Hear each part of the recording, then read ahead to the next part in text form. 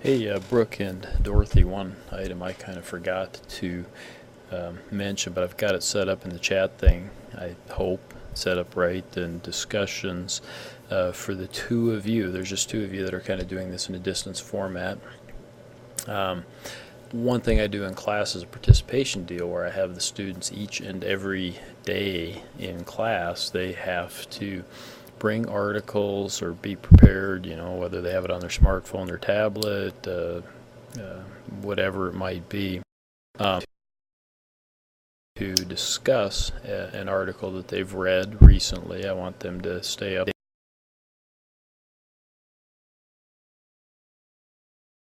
or something to an older article.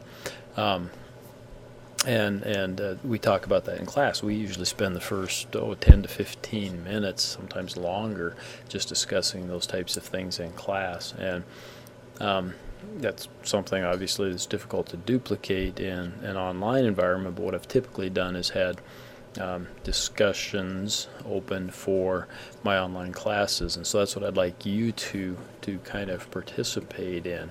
Okay, and I'm using this BB flashback, and it always slows my computer way down.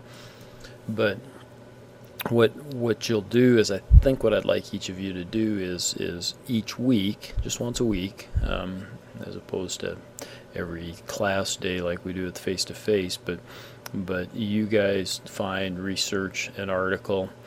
You would put a link to the article in your discussion, and you'd kind of summarize it, right? And maybe talk about potential relevant legal issues, that might be in the article.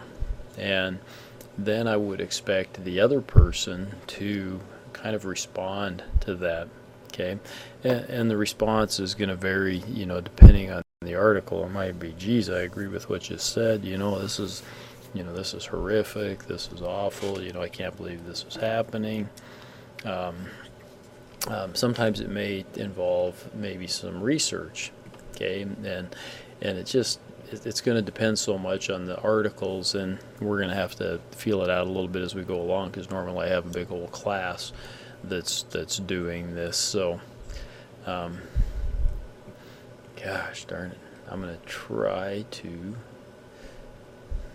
This just gets horrible when it slows up my computer so much. I'm trying to bring up some examples of articles that I'm actually going to use tomorrow, and I might try to pause this for a second just to see if I can get those working. Okay, hopefully I'm kind of going now again. One article that I selected was this: a threat to unionize and then benefits trickle in for players, and it talks about college players' recent efforts, and one college player in particular who kind of led the fight for union or for college football players to be able to form a union. And you might imagine what some of those implications are, right? If college football players have a union, would they be able to go on strike and request some pay? Right now they get no pay, right? Or other things, other benefits and whatnot. And the answer to that, and if you read the article, is a resounding maybe. And what the article really says is that just this threat to forming a union, because at this point in time, I think the fight went to the NLRB, which is the National Labor Relations Board, and the board has said that college teams could form unions. To my knowledge, there are no teams that have formed. Maybe with the exception of Northwestern, which was where the fight actually took place. Okay, and I may not be totally up to date on all of that either, but the article goes on to talk about how much money comes in for big college, and how much coach. I think it talks about how Jim Harbaugh just left San Francisco to go to Michigan. He's going to get Michigan State, one or the other. To make something that's $4 million or $6 million per year that he's going to get paid. Meanwhile, the athletes get nothing, and guess what? If they blow out their knee, there goes their chance at the NFL and different things like that. So it's kind of a compelling article, and it certainly speaks to some of the same issues that businesses, since we are in business, have to face when employees talk about potentially joining a union. So I see my beloved computer here is once again kind of going on the fritz a little bit. So hopefully it will let me come up here and go to a couple of I was hoping that this video would be a total of about 5 minutes long, but with these delays, again, I would pause it if I could. Now maybe it let me go here. So that one's a real serious article. I kind of found another one here that I thought was a little not humorous, but maybe a little bit more interesting in some respects for the normal college student or beer drinking college professor. It says quirky liquor law permits Pennsylvania restaurants to deliver beer, and it's interesting in the sense that when one fella that was pursuing this, he'd called the state of Pennsylvania and asked about licensing because he wanted to serve beer and wine, I think, at his place, at his restaurant.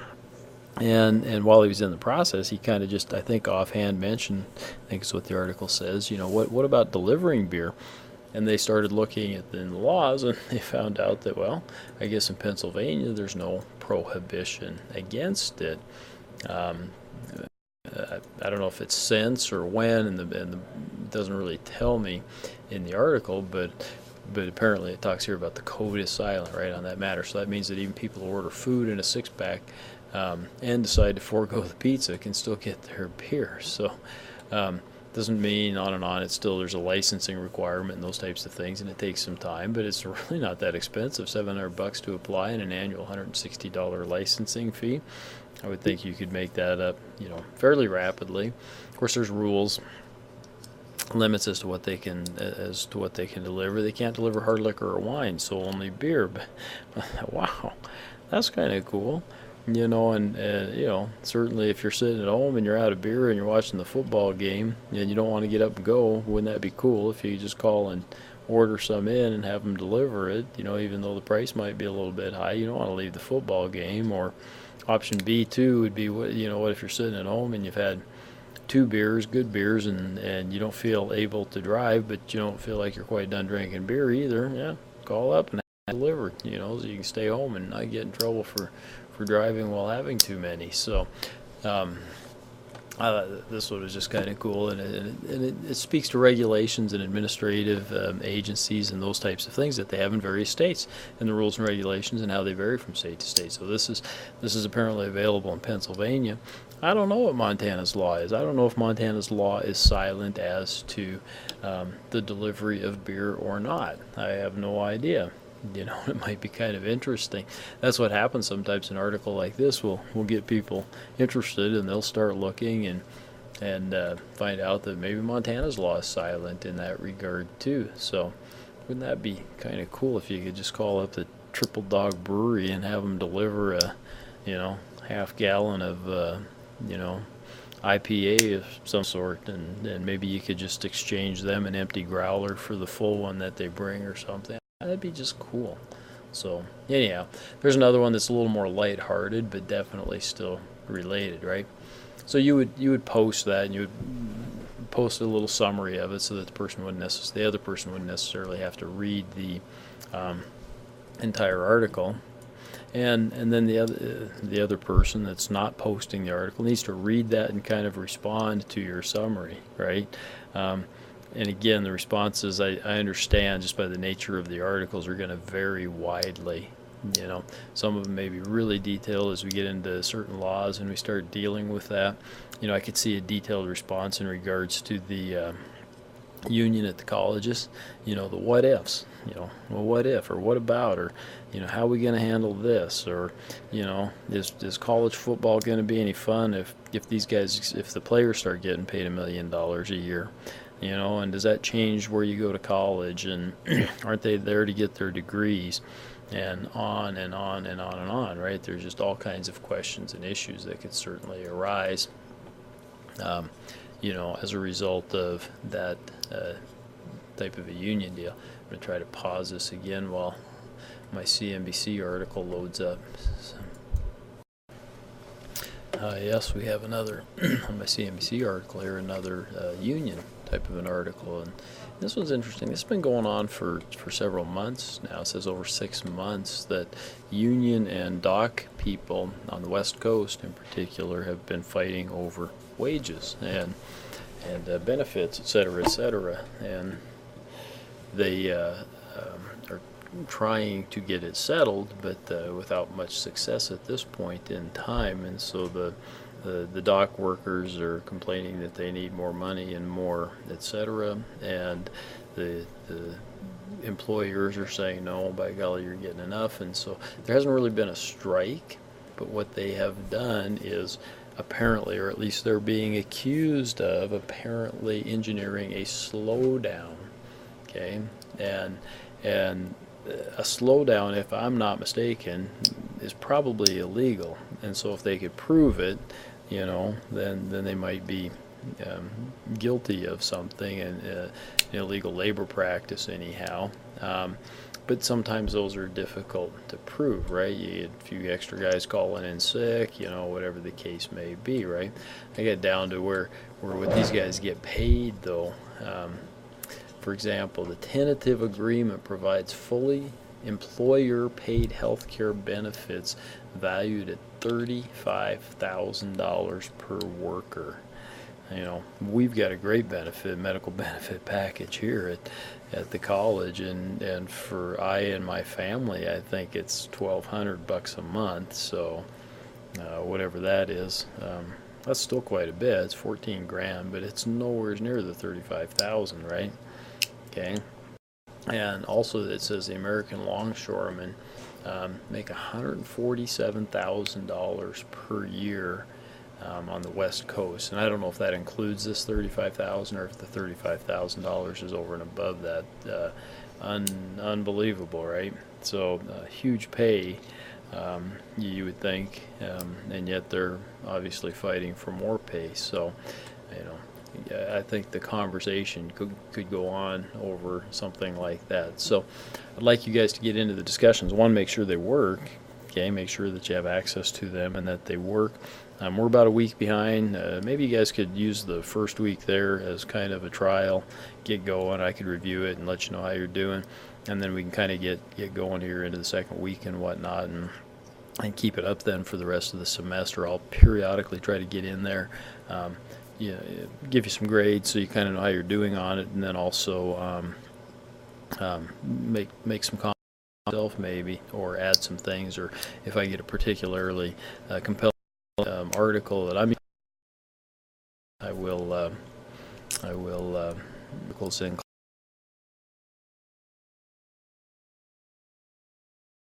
Also require the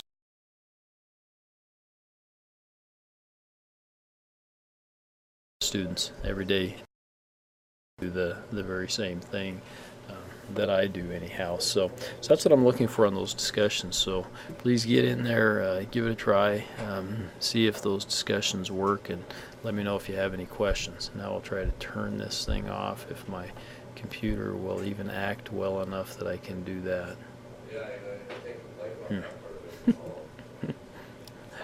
Lets my cursor get just about all the way down to the, and then it goes. Oh, you guys probably can't see what I'm doing, and I'm laughing at myself, but it'll allow my cursor to get all the way down kind of where it needed to be, and then it stopped, and then it jumped, and